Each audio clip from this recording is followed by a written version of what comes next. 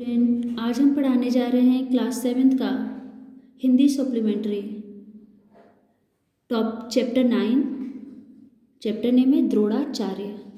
बाल महाभारत कथा में चैप्टर 9वां द्रोणाचार्य। आइए हम पढ़ते हैं।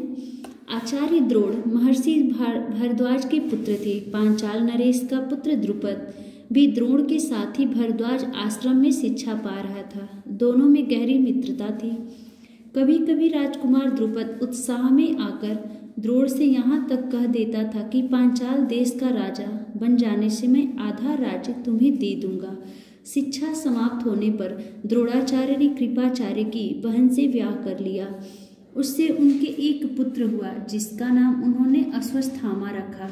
द्रोण अपनी पत्नी और पुत्र को बड़ा प्रेम करते थे। द्रोण बड़े गरीब थे। वह चाहते थे कि धन प्राप्त किया जाए और अपनी पत्नी व पुत्र के साथ सुख से रहा जाए। उन्हें खबर लगी कि परशुराम अपनी सारी संपत्ति गरीब ब्राह्मणों को बांट रहे हैं, तो भागे भागे उनके पास गए। लेकिन उनके पहुंचने तक परशुराम अपनी सारी संपत्ति वितरित कर चुके थे और वन गमन की तैयारी कर रहे थे। द्रोण को देखकर वह बोले, ब्राह्मण श्रेष्ठ, आपका स्वागत है, पर मेरे पास जो कुछ था वह मैं बांट चुका हूँ। अब यह मेरा शरीर और धनुर्विद्या ही है। बताइए मैं आपके लिए क्या करूँ। तब द्रोण ने उनसे सारे अस्त्रों के प्रयोग तथा रहस्य सिखाने की प्रार्थना की। परशुराम ने यह प्रार्थना स्वीकार कर ली और द्रोण को धनुर्विद्या की पूरी शिक्षा दे दी। कुछ समय बाद राजकुमार द्रुपद के पिता का देहावसान हो गया और द्रुपद राजगद्दी पर बैठा। द्रोणाचार्य जब द्रुपद के पांचाल देश की राजगद्दी पर बैठने की खबर लगी तो यह सुनकर वह बड़े प्रसन्न हुए और राजा द्रुपद से मिलने पांचाल देश को चल पड़े। उन्हें गुरु के आश्रम में द्रुपद की लड़कपन में की गई बातचीत याद थी। सोचा यदि आधा राज्य न भी देगा तो कम से कम कुछ धन तो जरूर ही देगा। यह आशा लेकर द्रोणाचार्य राजा द्रुपद के पास पहुंचे और बोले, मित्र द्रुपद, मुझे पहचानते हो ना? मैं तुम्हारा बालपन का मित्र द्रोण हूँ। ऐश्वर्य के मध्य में मत हुई राजा द्रुपद को द्रोणाचार्य का आना बुरा लगा और द्रोण का अपने साथ मित्र का सा व्यवहार करना तो और भी अखरा। वह द्रोण पर गुस्सा हो गया और बोला, ब्राह्मण, तुम्हारा यह व्यवहार सज्जनोचित नहीं है। मुझे मित्र कहकर पुकारने का तुम्हें साहस कैसे हुआ? सिंहासन पर बैठे हुए एक राजा के साथ एक दरिद्र प्रजानन की मित्रता कभी हुई है? तुम्हारी बुद्धि कितनी कच्ची है। लड़कपन में लाचारी के कारण हम दोनों को जो साथ रहना पड़ा उसके आधार पर तुम द्रुपद से मित्रता का दावा करने लगे। दरिद्र की धनी के साथ, मूर्ख की विद्वान के साथ और कायर की वीर के साथ मित्रता कहीं हो सकती है? मित्रता बराबरी की हैसियत वालों में होती है। जो किसी राज्य का स्वामी न हो वह राजा का मित्र कभी नहीं हो सकता। द्रुपद की इन कठोर गौक्तियों को सुनकर द्रोणाचार्य बड़े लज्जित हुए और उन्हें क्रोध भी बहुत आया। उन्होंने निश्चय किया कि मैं इस अभिमानी राजा को सबक सिखाऊंगा और बचपन में जो मित्रता की बात हुई थी उसे पूरा करके चैन लूंगा। वह हस्तिनापुर पहुंचे और वहां अपनी पत्नी के भाई कृपाचार्य के यहाँ गुप्त रूप से रहने लगे।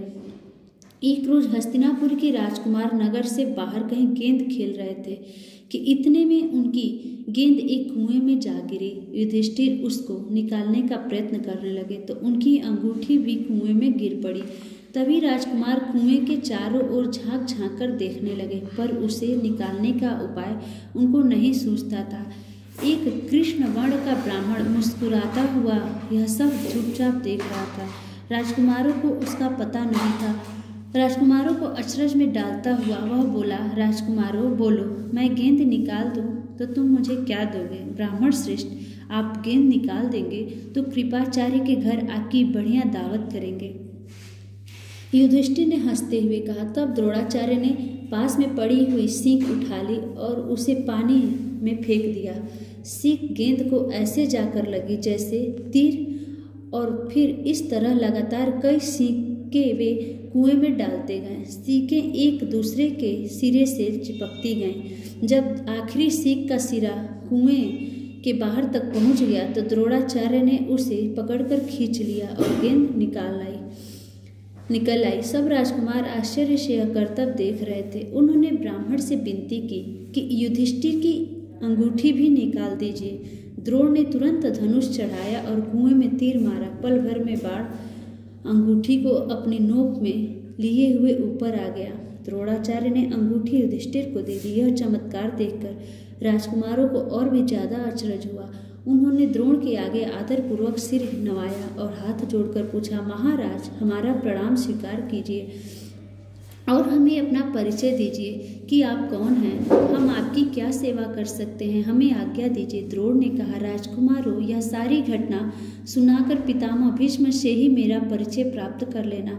राजकुमारों ने जाकर पितामह भीष्म को सारी बात सुनाई तो भीष्म ताड़ गए कि हो न हो वे सुप्रसिद्ध आचार्य द्रोण ही होंगे। यह सोचकर उन्होंने निश्चय कर लिया कि अब से राजकुमारों की अस्त्र शिक्षा द्रोणाचार्य के ही हाथों पूरी कराई जाए। बड़े सम्मान से उन्होंने द्रोण का स्वागत किया और राजकुमारों को आदेश दिया कि वे गुरु द्रोण से ही धनुर्विद्या सीखा करें।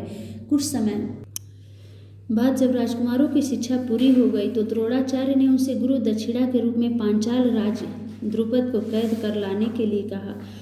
उनकी आज्ञानुसार पहले दुर्योधन और कर्ण ने द्रुपद के राज्य पर धावा बोल दिया, पर पराक्रमी द्रुपद के आगे वे न ठहर सके, हार कर वापस आ गए। तब द्रोण ने अर्जुन को भेजा। अर्जुन ने पांचाल राज की सेना को तहस नहस कर दिया और राजा द्रुपद को उनके मंत्री सहित कैद करके आचार्य के सामने ला खड़ा कर दिया।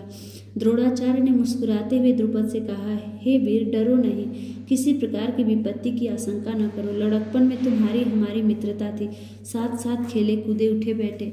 बाद में जब तुम राजा बन गए तो ऐश्वर्य के मद में आकर तुम मुझे भूल गए, मेरा अपमान किया।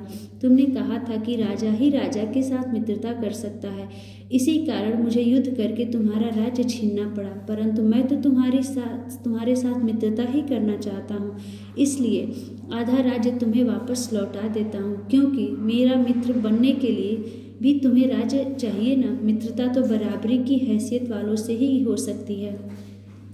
द्रोणाचार्य ने इसे अपने अपमान का काफी बदला समझा और उन्होंने द्रुपद का बड़े सम्मान के साथ विदा किया। इस प्रकार राजा द्रुपद का गर्व चूर हो गया, लेकिन बदले से घृणा दूर नहीं होती। किसी के अभिमान को ठेस लगने पर जो पीड़ा होती है उसे सहन करना बड़ा कठिन होता है। द्रोण से बदला लेने की भावना द्रुपद के जीवन का लक्ष्य बन गई। उसने कई कठोर व्रत और तप इस कामना से किए कि उसे एक ऐसा पुत्र हो जो द्रोण को मार सके, साथ ही एक ऐसी कन्या हो जो अर्जुन को ब्याही जा सके। आखिर उसकी कामना पूरी हुई। उसके धृष्टद्युम्न नामक एक पुत्र हुआ और द्रौपदी नाम की एक कन्या।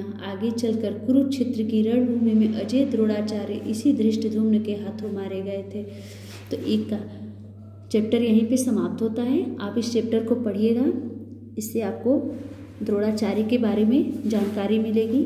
आपकी क्लास ओवर होती है। Thank you.